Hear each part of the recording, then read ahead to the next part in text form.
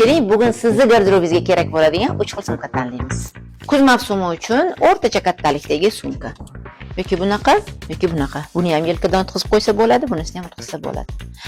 Asosiysi bular eng zamonaviy hozirgi kundagi sumkalar.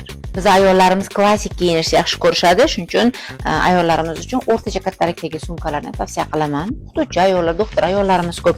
Mana bu sumkalarni ham ichiga ko'p narsa ketadi, bular ham eng oxirgi zamonaviy sumkalardan.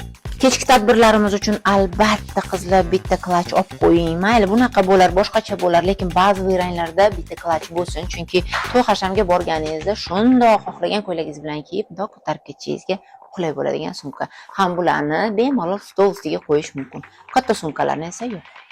Ko'p sayohat qiladigan ayollarimiz uchun mana bunday kattaroq fasondagi sumkalar yaxshi, chunki ichiga yengilroq kiyimingizni, pasportlaringizni solib, aeroportlarda yurishga qulay. Yoki undan ham kattaroq, ya'ni katta sumkalar hozir modada. Shaxsan o'zim ham mana shu sumkadan oldim. Aeroportlarda yurishga bu juda ham qulay. Kommentariy yozinglar deb o'tirmayman, chunki bilaman baribir yozasizlar.